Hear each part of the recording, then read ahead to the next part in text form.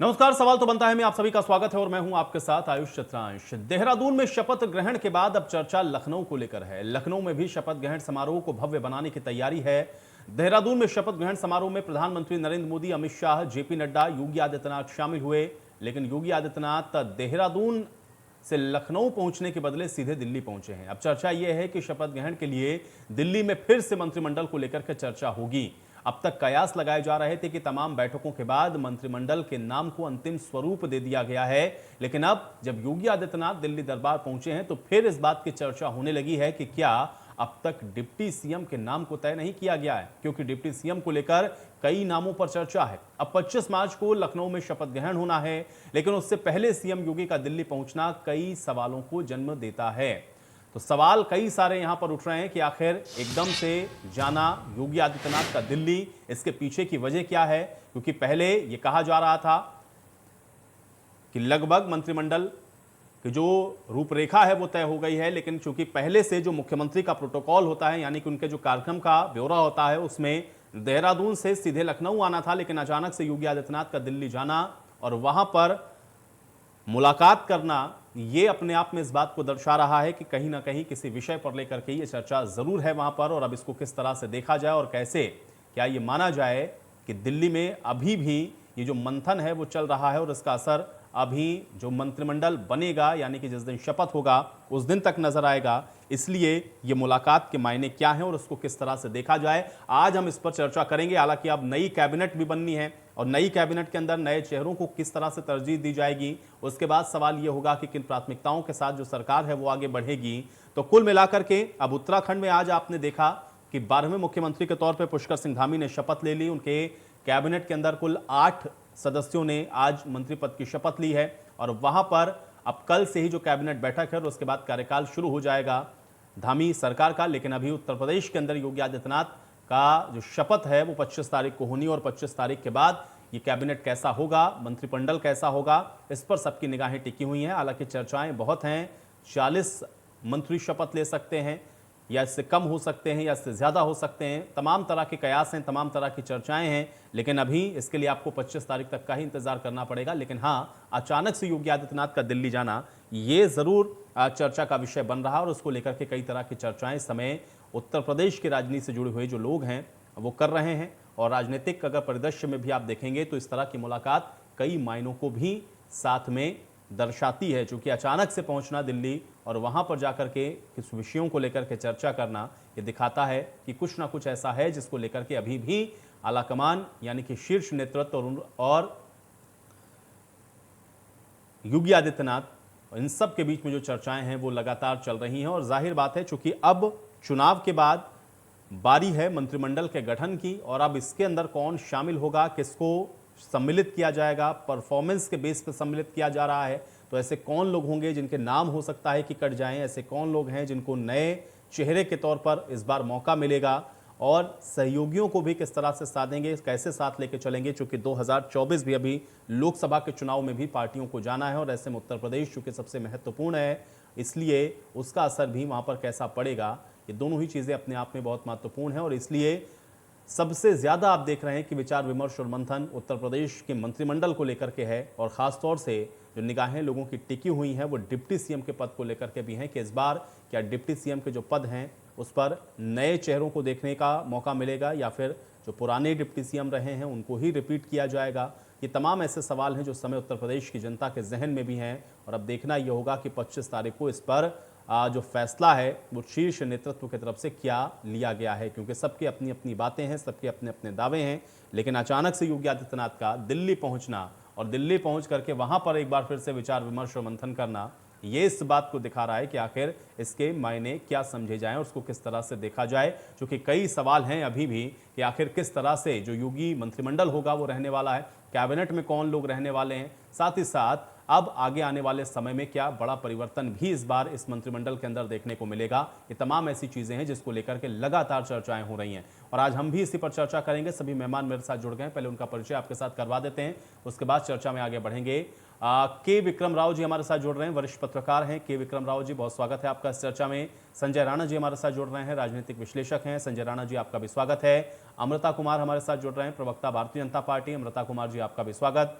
कुलभूषण त्रिपाठी जी हमारे साथ जुड़े हुए हैं, प्रवक्ता हैं कांग्रेस पार्टी के। कुलभूषण त्रिपाठी जी, आपका भी स्वागत। और अशोक यादव जी हमारे साथ जुड़े हुए हैं, नेता हैं समाजवादी पार्टी के। अशोक यादव जी, आपका भी स्वागत है।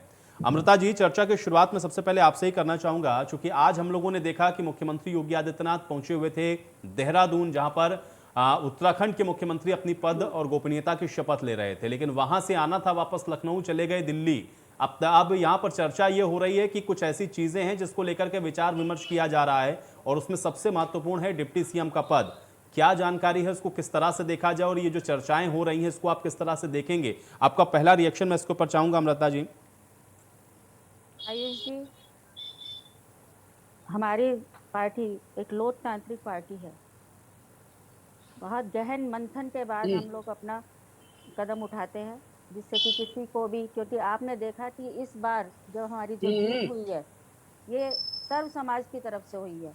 इस बार सबका साथ सबका विकास जो हमने कहा था उसका ही नतीजा देखा गया कि सब समाज, सबका विकास हुआ और सबने मिलकर हमारी सरकार को समर्थन दिया, वोट दिया और सरकार बनाई।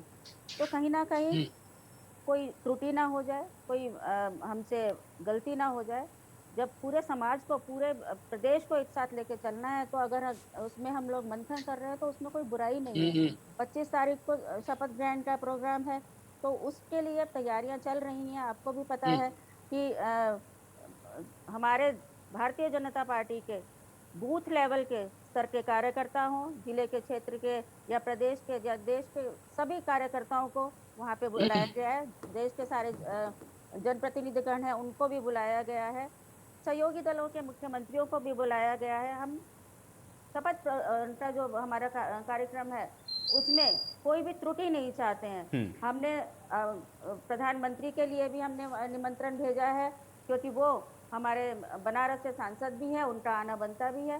तो ये कहना कि कुछ मंथन हो रहा है या क्यों योगी जी वहाँ गए, योगी जी हमारे मुख्यमंत्री हैं और उनका पूरा दायित्व बनता है कि वो सबका ध्यान रखें। उसके बारे में जो भी विचार विमर्श करने वो गए हैं, तो उसका तो हम लोगों को स्वागत ही करना चाहिए कि वो किसी भी तरह का कोई गलत निर्णय नहीं लेना चाहते हैं। सबके साथ मिलकर, सबका साथ पाके ही आगे बढ़ना चाहते हैं।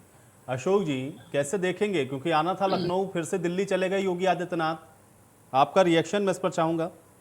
देखिए, सबसे पहले तो हमने कई बार आपसे कहा कि देश से बड़ा कुछ नहीं होता है।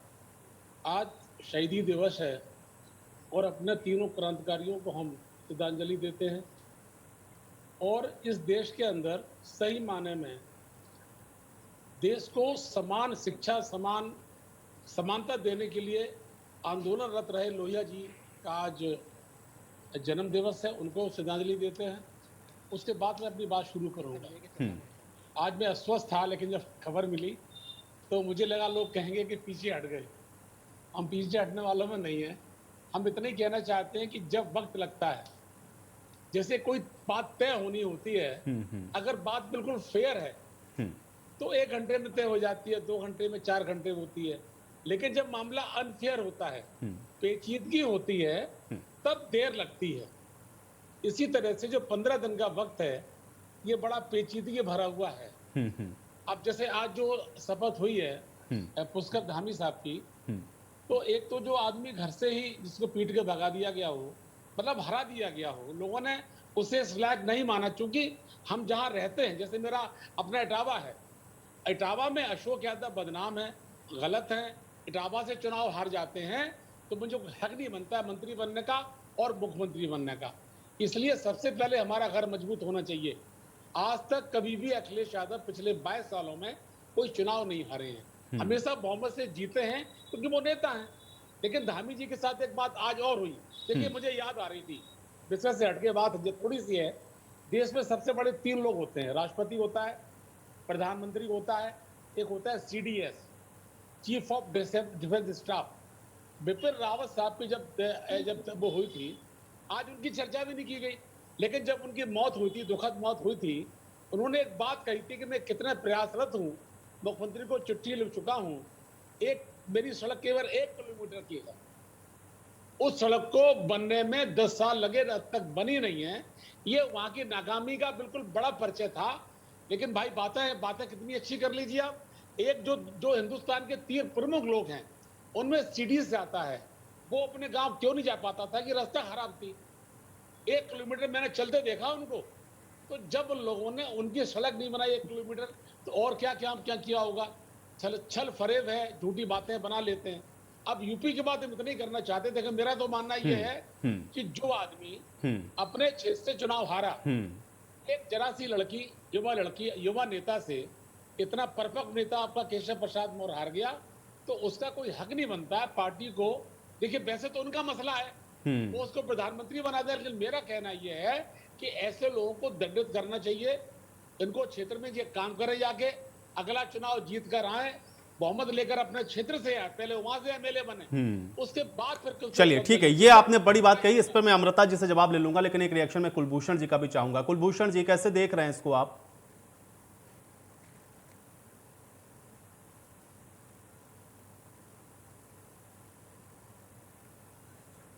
कुलभूषण जी अपना माइक एक बार अनम्यूट कर लें आप। आयुष जी, मैं ये कहना चाहूंगा कि भारतीय जनता पार्टी पूरी तरह से अंतर्द्वंद्वों से गुजर रही है। दरअसल भारतीय जनता पार्टी के चुनाव जीत जाने के बाद उनके सामने ये बड़ी समस्या है कि आगे वो राजनीति में कैसे टिके रहें, क्योंकि जनता से झूठे वादे करके तो वो आ गए हैं, लेकिन धरातल पे जो स्थितियां हैं कि उनके ऊपर और दबाव है और 24 को भी उन्हें देखना है, क्योंकि भारतीय जनता पार्टी सिर्फ चुनाव जीवी पार्टी है। इनका इस पे जोर नहीं होगा कि जो इन्होंने वादे किए हैं, जो इनका एजेंडा है, उस पे ये कैसे काम करेंगे, उसके लिए कौन मंत्री बेहतर हो, किन लोगों को शासन में लाया जाए। इनकी कोशिश ये होगी कि किस तरह से अब हम 24 का चुनाव जीते, तो उसको लेकर तरह तरह के समीकरण बनेंगे। दूसरी तरफ मैं ये भी कहना चाहूंगा कि भारतीय जनता पार्टी जो पहले अपनी चाल चरित्र चेहरा की बात करती थी, आज उनके यहाँ ये स्थिति है कि उन्होंने हर दल से तो अपने यहाँ लोग बुला लिए हैं, अपनी उनकी कोई विचारधारा बची नहीं है। तो नीति और नियत से भटकी हुई भारतीय जनता पार्टी अगर जो ये कवायद नहीं करेगी तो कल को तो भारतीय जनता पार्टी टूट जाएगी, उनके विधायक टूटने लगेंगे, अलग होने लगेंगे। इसलिए ये मेहनत की जा रही है कि किसी तरह से हम अपने विधायकों को रोके रहें, क्योंकि विकास के कार्यों को करने की कोई उम्मीद नहीं दिखाई दे रही। आपका मंत्रिमंडल तय होना चाहिए तो आपको ये देखना चाहिए कि किस मंत्री को किस तरह की भूमिका दी जाए, किस तरह से हम किन विधायकों को कहां पे लाएं। लेकिन यहां तो जो हारे हुए लोग हैं उनको भी हम उप मुख्यमंत्री बना देंगे। धामी साहब चुनाव हारते हैं, उसके बाद भी धामी साहब वहां मुख्यमंत्री बन जाते हैं। यहाँ भी केशव मौर्य जी उप मुख्यमंत्री होंगे या नहीं होंगे, इसी की लड़ाई चलती रहेगी। दरअसल योगी जी और केशव मौर्य जी की जो लड़ाई है और जो पहले से दिखाई दे रही है, उसी को संतुलित करने की कोशिश हो रही है। तो मैं तो एक लाइन में यही कहूंगा, ये भारतीय जनता पार्टी के अपने अंतर्द्वंद हैं, अंतर विरोध हैं, जिनको वो सामंजस्य करने की कोशिश कर रहे हैं। लेकिन कहीं ना कहीं इसी से दिख रहा है कि आज वो जनता की उम्मीदों पर खरे उतरते नहीं दिख रहे हैं, और कहीं ना कहीं जो वादे करके आए हैं वो उनके पूरे होते नहीं दिखेंगे। संजय राणा जी, आपका भी रिएक्शन चाहूंगा। जो कि पॉलिटिकल पार्टियां तो अपना अपना आकलन करेंगी, लेकिन आना था लखनऊ, अचानक से दिल्ली जाना योगी आदित्यनाथ का, और वो भी तब जब सारे शीर्ष नेतृत्व हमने देखा कि वहां पे भी मौजूद थे, लेकिन फिर भी दिल्ली जाते हैं। इसके पीछे की वजह क्या समझ में आ रही है?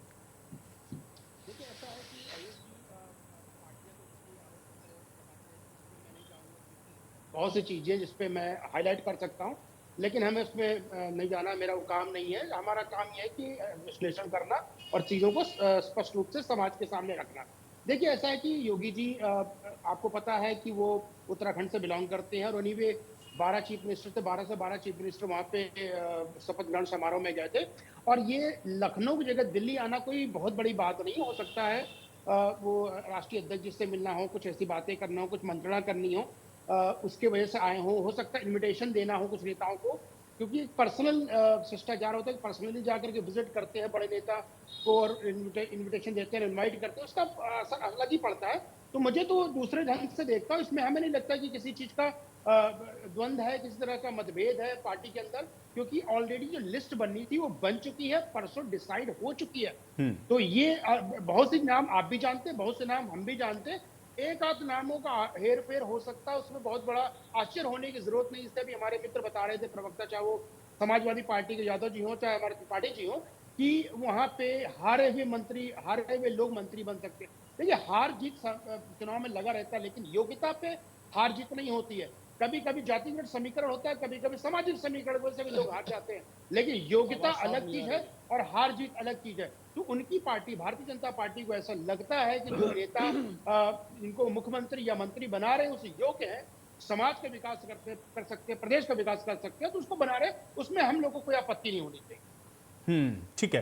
अब के विक्रम राव जी, आप इसको किस तरह से देखेंगे? देखिए, संजय जी कह रहे हैं कि देखिए कुछ हो सकता है औपचारिकताएं रही हो इसलिए गए हों, लेकिन अब जिस समय राजनीति पूरी तरह से हम लोग देख रहे हों कि एक एक पल पल लोग, सबकी निगाहें इस पर टिकी हुई हैं कि योगी आदित्यनाथ का मूव है क्या। उनको आना था लखनऊ, लेकिन अचानक से उनको दिल्ली जाने का कार्यक्रम बना, तो अब चर्चाएं ये शुरू हो गई कि शायद डिप्टी सीएम या किसी मंत्री को लेकर के कुछ ऐसी चीजें हैं जिनको लेकर के फाइनल डिस्कशन वहां पर हो रहा है। क्या आप इस बात से इत्तेफाक रखते हैं, या आपका योगी आदित्यनाथ का दिल्ली जाना, इसको आप एक रूटीन प्रोसेस मानेंगे? आपका एक रिएक्शन मैं इसके ऊपर चाहूंगा। नहीं, रूटीन तो नहीं है, ये विशिष्ट है। और खास कारण ये आयुष जी कि दिल्ली में जो आज रात को अमित शाह के घर में बैठक होगी, उसका एक मुद्दा सिर्फ ये रहेगा कि यूपी काबीना के गठन में छवि का ध्यान रखा जाए। छवि, तो ये छवि 2 साल बाद पार्टी के हित में आएगी। धामी को अब लोग ला रहे, मेरे पत्रकार सारी दिल्ली बताते हैं मुझे, अब धामी को ले लिया हारने के बाद, तो हो सकता मौर्या को भी ले ले। नहीं, ऐसा नहीं है। धामी हारे नहीं है, धामी को हराया गया है। भारतीय जनता पार्टी के अंदरूनी भीतरघात का शिकार हुए धामी, और इसीलिए अमित शाह और नड्डा और प्रधानमंत्री विवश हो गए कि अन्याय हुआ है, अन्याय खत्म किया जाए, तो उनको दोबारा बना दिया गया। तो कभी भी इतिहास में सिवाय यूपी के लखनऊ के 1962 में आयुष जी कभी भी हारा हुआ व्यक्ति मुख्यमंत्री नहीं बनाए।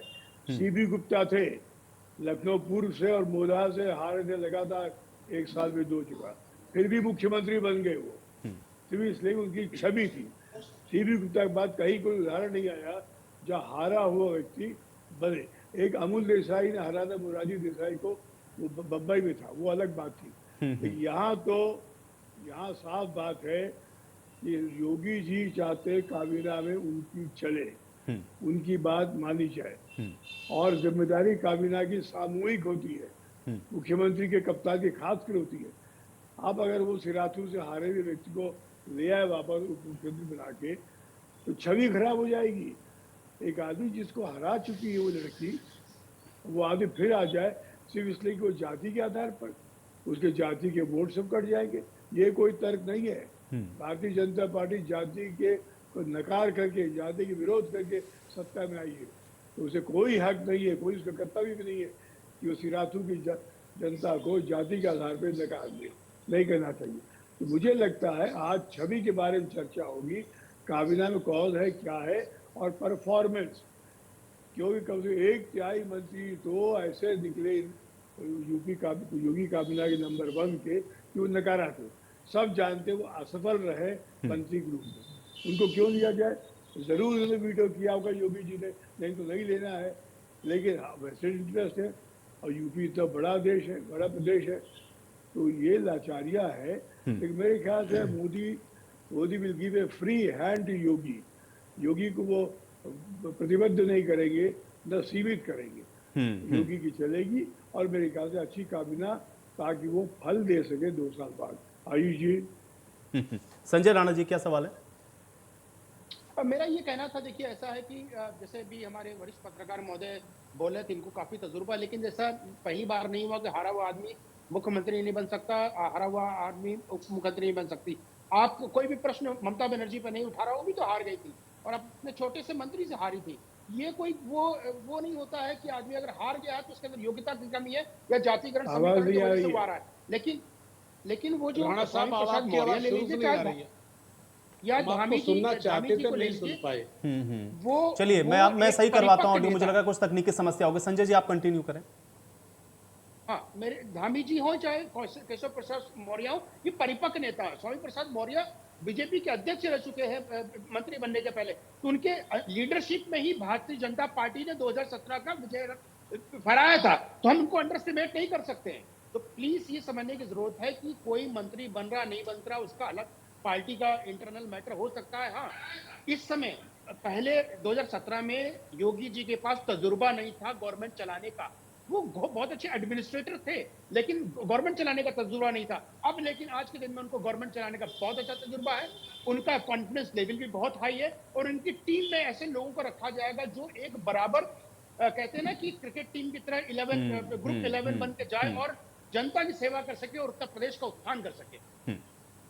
अमृता जी, देखिए यहाँ पर आपके जो अपोनेंट पार्टी के जो लीडर्स हैं या प्रवक्ता जो हैं, उनका सीधे तौर पे कहना है, क्योंकि कई नेताओं से सुबह से भी मेरी बातचीत हो रही है। एक तो पुष्कर सिंह धामी को लेकर के सवाल थे कि भाई वो अपनी कॉन्स्टिट्यूएंसी में हार गए, आप उनको बना दे रहे हैं मुख्यमंत्री। फिर वो आ जाते हैं यूपी में पे कि देखिए चर्चा इस बात की है कि आपके केशव प्रसाद मौर्य को डिप्टी सीएम दोबारा से रिपीट कर सकते हैं। मैंडेट का अपमान आप लोग कर रहे हैं क्योंकि जनता ने तो उनको नकार दिया है। इसको आप किस तरह से देखेंगे? मैं इस पर आपका एक रिएक्शन चाहूंगा अमृता जी। देखिए, अशोक यादव जी उनकी जो प्रिय दीदी ममता बनर्जी चुनाव हारे थे उसके बारे वो उसको सही मानते हैं, ठीक है। जिस मुख्यमंत्री के चेहरे पे उत्तराखंड में हमने चुनाव लड़ा, अगर उसको दोबारा मुख्यमंत्री बनाया जा रहा है तो उसमें कोई बुराई नहीं है। हम मुख्यमंत्री उन्हीं का के नाम चेहरे पे कोई जीत के आए हैं, आपने उन्हीं घोषित के नहीं चेहरे किया। पे उन्हीं के चेहरे पे हम लोग अरे कुलभूषण लड़े सुन लो, हैं। तो सुन लो, इनकी सुन लो, आप सुन ये लो। देखिए कि सीएम बन रहे हैं और बन गए हैं।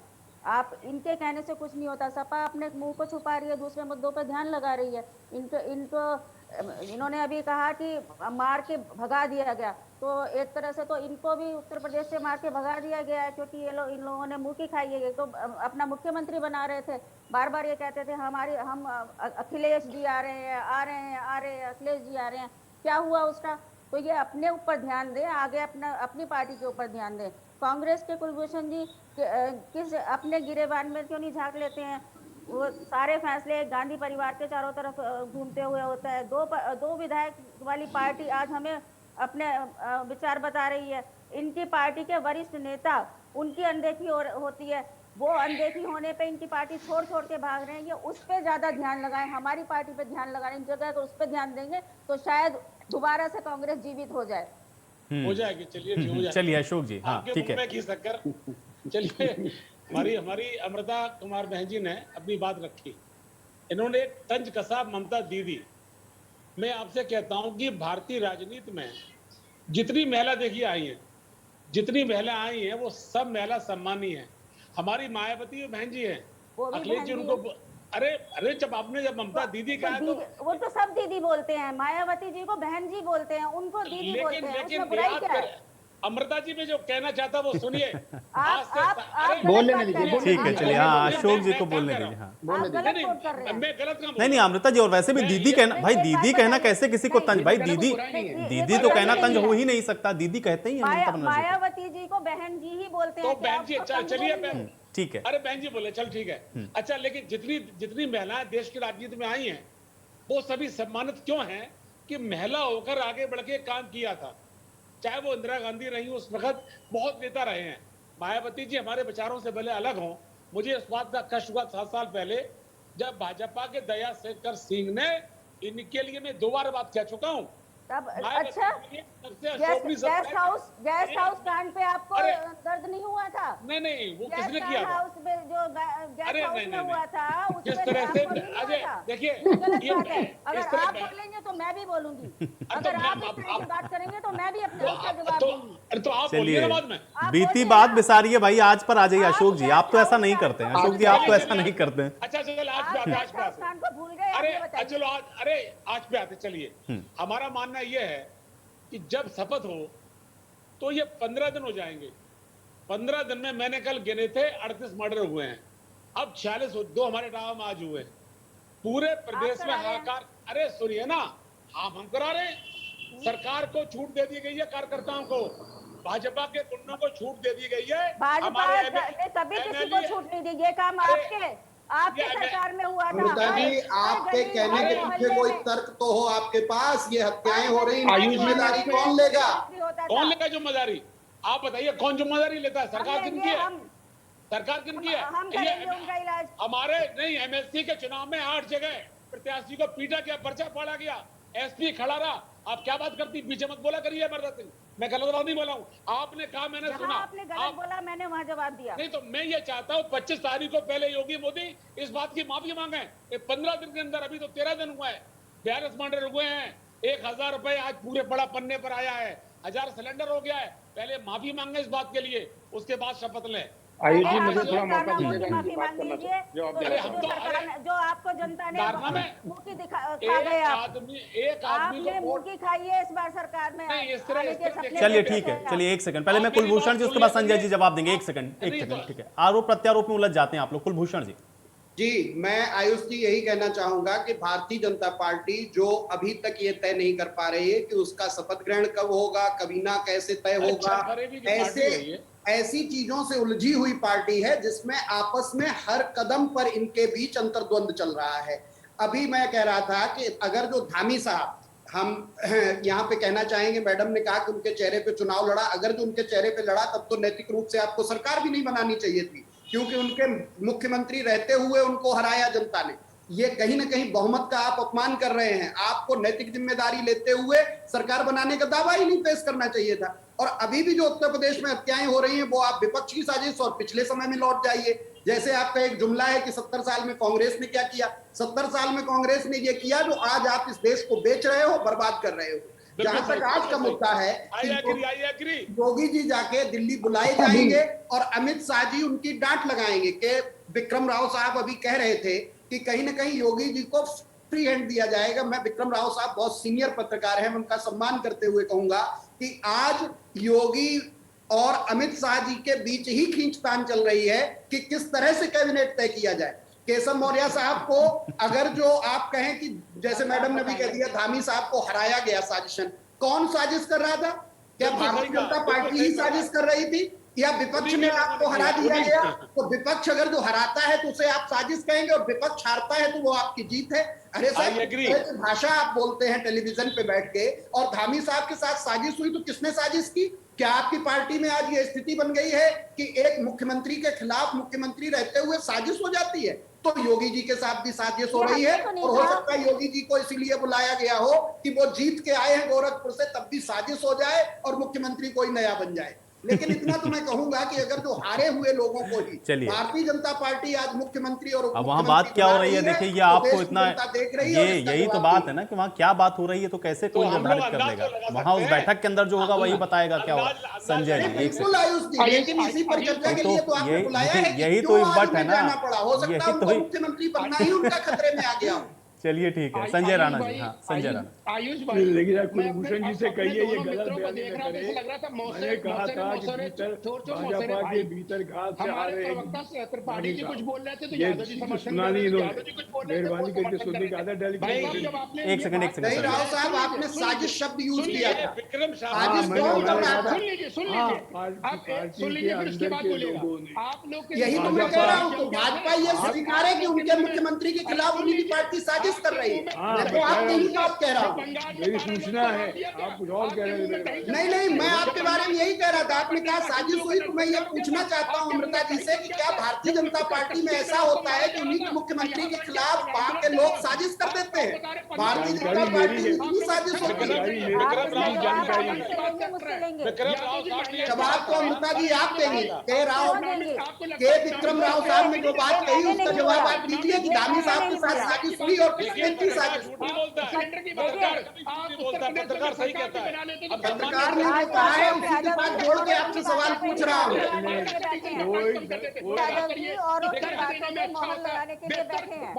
इनका स्वास्थ्य ठीक नहीं है, ये अपनी बात नहीं कहेंगे, औरों की बातों पे मोहर लगाएंगे। अमृता जी आप बता दीजिए, आप बताइए कि आपकी पार्टी में इतनी बड़ी साजिश होती है जैसा कि विक्रम राव साहब ने अभी कहा? साजिश नहीं होती, आपकी पार्टी में ही ये साजिशें होती हैं जो ये 2 सीट पे आ गए आप। हमारी पार्टी में कोई तो आप ये मानती हैं कि हारे हुए विधायक को मुख्यमंत्री बनाया जाना चाहिए? आप इससे सहमत हैं अमृता जी? उनके चेहरे पे, मैंने पहले भी कहा, उनके चेहरे पे हमने तो फिर भाजपा को सरकार ही नहीं बनानी चाहिए, क्योंकि उनके चेहरे पे अगर जो आपने चुनाव लड़ा और वो अपना विधायक का चुनाव नहीं जीत पाए, जनता ने उनके चेहरे को नकार दिया।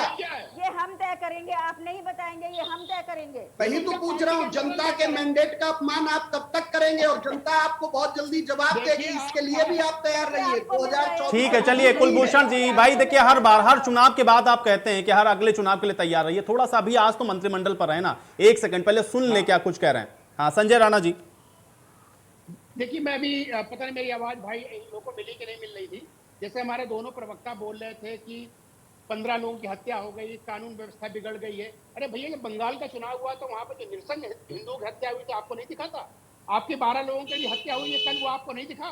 आप एक भी कंडेम्ड किए? आपने एक स्टेटमेंट दिया, आपने एक ट्वीट किया? नहीं देते हैं। और हमारे जो अशोक यादव साहब बैठे, बोले सिलेंडर का प्राइस बढ़ गया। मैं तो बोलता हूँ महंगाई पे आंदोलन कीजिए, लेकिन क्या सरकार बन जाने से आप सिलेंडर का प्राइस कम कर देते? आपकी सरकार आवाज बन नहीं जाती आती तो सर। पेट्रोल के प्राइस आप सैयद कम जी, कर आपकी देते। आवाज नहीं आ आप रही। नहीं कर पाते क्योंकि आपको इकोनॉमिक्स नहीं पता। इकोनॉमिक्स को समझिए, कौन कैसे हम तो मिलकर आपको काम सुनना कर सकता चाहते है, हैं भाई, तभी आप हम काम पॉलिटिकल कर एनालिसिस पाएंगे। हैं। चलिए संजय जी, पॉलिटिकल मुझे एनालिसिस से बता रहे, क्योंकि आप गलत बातें बोल रहे हैं। आप सरकार और लोगों को बरगला रहे हैं, आप जनता को बरगलाते हैं। सत्यता पे बात कीजिए ना, फैक्ट्स पे बात करते हैं। चलिए के विक्रम राव जी, क्योंकि आपने जो बात कही उसको लेकर के ही आपत्ति शुरू हुई कि आपने ये कैसे कह दिया कि भाई उनके यहाँ साजिश हो गई या वो भीतरघात से आ रहे हैं। अरे वो ज्यादा जानते हैं भाई, ज्यादा जानते हैं, भाई, पत्रकार ज्यादा अरे आते भाई, हैं। हमारे साथियों ने बताया देहरादून को दिल्ली वालों ने, ये बात काबिल पत्रकार है, मुझसे ज्यादा काबिल आयुष भाई, हम लोगों ने परसों इस पे उनकी डिस्कशन भी सूचना किया थी था। कि वहाँ सिर्फ आपको याद जाति के होगा। आधार पर, और शुद्ध हिंदी में कह दूं, विप्र बनाम क्षत्रिय, ये झगड़ा चला था उत्तराखंड में दुर्भाग्य से, और यही नतीजा हुआ। जो हरीश रावत एनडी तिवारी का चला आ रहा था, वो जाति के आधार पर बहुत पहले से। ये कांग्रेस कल्चर है, ये कांग्रेस की देन है भारत को, ये जातिवादी और झगड़ा। आप इस पे आ गए आप। नहीं ये अब फिर बोलिए। अब आप अशोक यादव जी फिर बोलिए कि मैं सहमत हूँ। आप तो हर बात से सहमत हैं। नहीं, मैं पूरी तरह से सहमत हूँ के विक्रम राव साहब की बात से। आप जिस तरह का जातिवाद इस समय भारतीय जनता पार्टी फैलाए हुए है उत्तर प्रदेश से लेकर उत्तराखंड, ऐसा जातिवाद कभी नहीं दिखाई दिया। इतना ठाकुरवाद उत्तर प्रदेश में भारतीय जनता पार्टी ने पैदा किया। योगी जी चुनाव के दौरान कहते हैं मैं छत्री हूँ, मुझे छत्री। तो आप एक तरफ तो कहते हैं मैं सन्यासी हूँ, संत हूँ, एक तरफ संत अपने जाति पर गर्व करता है। मुझे तो यही नहीं समझ में आता है कि संत ने संत की नैतिकता छोड़ दी, इससे बुरा और क्या हो सकता है। संत जब अपनी संत की नैतिकता छोड़कर अपनी जाति का गुणगान करने लगे कि मैं तो छत्री हूँ और छत्री होने के नाते मुझे राज करने का, शासन करने का अनुभव मिलना चाहिए। अमृता जी, ये सोचिए जरा कितना चिंतनीय है कि भारतीय जनता पार्टी ने जातिवाद को किस स्तर तक पहुंचा दिया। ठीक है, चलिए अमृता जी। उत्तराखंड में आपके जो मुख्यमंत्री चेहरे थे वो भी हार गए। आपने उनको पंजाब में फंसाए रखा। आप उसके बारे में कुछ नहीं कहेंगे? नहीं, तो ये हमारे संगठन की भूल हुई, इसीलिए तो आपको सरकार बनाने को मौका मिल रहा है। लेकिन आप कम से कम मैंडेट का सम्मान करती, बहुमत का सम्मान करते हुए जो विधायक दल का नेता अगर जो जीता हुआ चुना जाता तो ये जनता के बहुमत का सम्मान होता। लेकिन आपने तो मोदी जी और अमित शाह के दबाव में एक विधायक का चुनाव हारे हुए आदमी को मुख्यमंत्री पद की शपथ दिला दी। आप इतने क्यों उत्तेजित हो रहे हैं? उत्तेजित नहीं, मैं तो ये जनता को बताना चाह रहा हूँ कि किस तरह की भारतीय जनता पार्टी आज राजनीति कर रही है। अमृता जी, जनता ने मैंडेट हमें दिया है, ये कार्य हमारा है, आप इतने उत्तेजित क्यों हो रहे हैं? लेकिन धामी जी को तो मैंडेट नहीं दिया है, तो अमित शाह और मोदी जी ही थोपते लेकिन जब रहेंगे। ममता बनर्जी हार गई थी चुनाव, कुलभूषण त्रिपाठी जी, ममता बनर्जी जब चुनाव हारी थी तब तो आप लोगों ने नहीं कहा था मैंडेट का अपमान है, तब तो आप तो इसी में खुश थे कि भारतीय जनता पार्टी सरकार नहीं बना पाई। तब आपने क्यों नहीं कहा? तब तो ये आवाज मुझे कहीं सुनाई नहीं पड़ी कि आपने कहा कि भाई ये तो बड़ा अपमान हो गया, क्यों ममता बनर्जी बन रही हैं? एक स्वर नहीं निकला आप लोगों की तरफ से, क्यों भाई? नहीं। हेलो कुलभूषण जी, जी आज मैंडेट का अपमान अगर पुष्कर सिंह धामी को, हारे हुए कैंडिडेट को सीएम बनाने का है, तो ममता बनर्जी जिस समय सीएम की पद की शपथ ले रही थी उस समय वो हारी ही तो थी ना। आयुष जी, क्या भारतीय जनता पार्टी और तृणमूल कांग्रेस की आप बराबर तुलना करेंगे? तृणमूल कांग्रेस एक क्षेत्रीय अरे तो भाई संविधान और मैंडेट का अपमान तो है ना, मैंडेट का अपमान तो है ना कुलभूषण जी। कुलभूषण जी, मैंडेट का अपमान तो है ना, मैंडेट का अपमान है कि नहीं है? वेस्ट बंगाल की जनता इस देश की जनता नहीं है क्या? वेस्ट बंगाल की जनता इस देश की जनता नहीं है क्या? अगर वो है और वो मैंडेट का अपमान कर रही है और वो वहां पर दिख रहा है, तो उस समय आपकी चुप्पी क्यों? उस समय चुप्पी क्यों? आज यहां पर आप कह रहे हैं बढ़िया है, अच्छी बात है, मैंडेट का कोई अपमान ना करें, लेकिन वो सबके लिए बराबर होना चाहिए, वो सबके लिए बराबर होना चाहिए। कुलभूषण जी देखिए, अब आप उसको जस्टिफाई मत करिए, अब आप उसको जस्टिफाई मत करिए, अब आप उसको जस्टिफाई मत करिए। देखिए, मैंडेट का अपमान है। हारा हुआ कैंडिडेट मुख्यमंत्री अगर बन सकता है, तृणमूल कांग्रेस बना सकती है, तो भाई ये भी बना रहे हैं। नहीं, ये नहीं बना सकते आयुष जी, आप इसको एक साथ नहीं देख सकते। राष्ट्रीय पार्टी और क्षेत्रीय पार्टियों में अच्छा, मतलब क्षेत्रीय पार्टी को मैंडेट के अपमान करने का अधिकार है? एक सेकंड कुलभूषण जी, हमारे कॉन्स्टिट्यूशन ने व्यवस्था की है क्या कि जो क्षेत्रीय पार्टी है वो मैंडेट का अपमान कर सकती है? नहीं, कॉन्स्टिट्यूशन इस तरह की कोई व्यवस्था तो नहीं करता फिर है। आप क्यों कह रहे हैं, अगर मैंडेट का अपमान आप कह रहे हैं, आप मैंडेट का अपमान अगर कह रहे हैं तो वो दोनों के लिए है, चाहे वो क्षेत्रीय पार्टी हो चाहे वो राष्ट्रीय पार्टी हो। लेकिन व्यवहारिक चीजों पर राजनीति अब आप चलती है। व्यवहारिक, अब भाई यही तो बात है ना भाई, आप उस समय क्यों नहीं बोले भाई? वो क्षेत्रीय पार्टी भी थी तब भी बोलना चाहिए था ना, क्योंकि आप खुश इस बात पर थे कि भाई बीजेपी हार गई, बीजेपी हार गई, बीजेपी हार गई, आपको इसी में खाली संतुष्टि थी। नहीं आयुष जी, तृणमूल कांग्रेस को जो बहुमत मिला है वो ममता बनर्जी का बहुमत है, लेकिन उत्तराखंड में भाजपा को बहुमत मिला है वो धामी जी का बहुमत नहीं है। कुलभूषण जी मेरी बात सुन लो, एक मिनट, मैं आपकी बात की तायद करूंगा, सुनो। हेलो, बोलिए नहीं चलिए अशोक जी, मैं ये कह रहा था कि दरअसल ये थोड़ा डिबेट से हट गए। वो 2 जगह लड़ी चुनाव, कई नेता 3 जगह चुनाव लड़ते इसलिए लड़ते हैं कि कहीं 2 जगह हार जाएंगे, दूसरी तो 2 जगह में 1 जगह वो जीती थी। जब 1 जगह वो जीती थी तो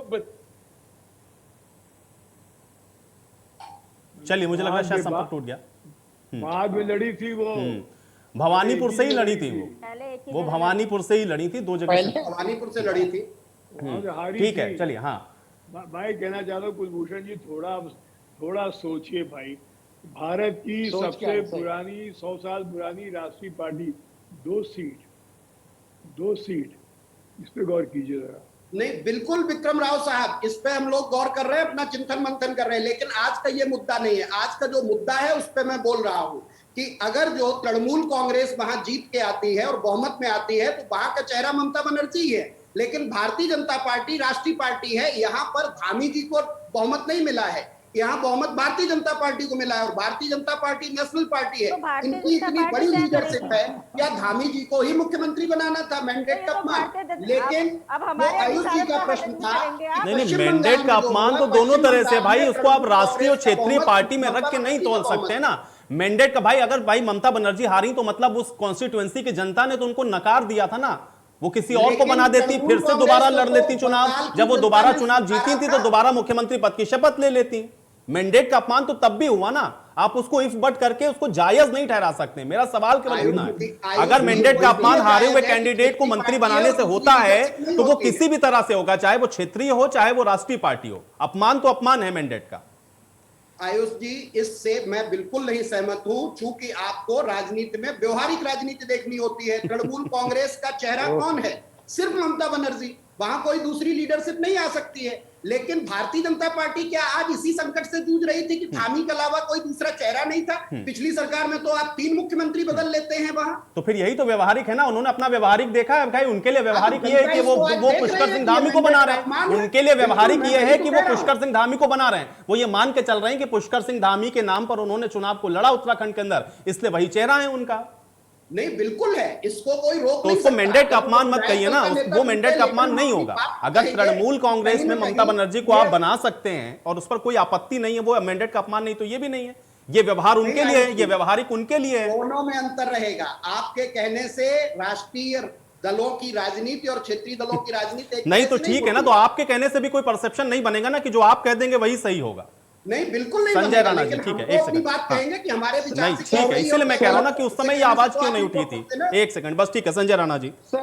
सर एक छोटी सी बात इनसे पूछना चाह रहा था। कुलभूषण जी बड़ी अच्छी बात कर रहे थे कि राष्ट्रीय पार्टी है और लोगों को अपनी रिस्पॉन्सिबिलिटी लेनी चाहिए। सर ये बताइए कि आप 5 राज्यों में चुनाव हार गए, किसके ऊपर चुनाव लड़ा जा रहा था? किसके नाम पे चुनाव लड़ा जा रहा था? आपने 5 प्रदेशों के अध्यक्षों से इस्तीफा ले लिया।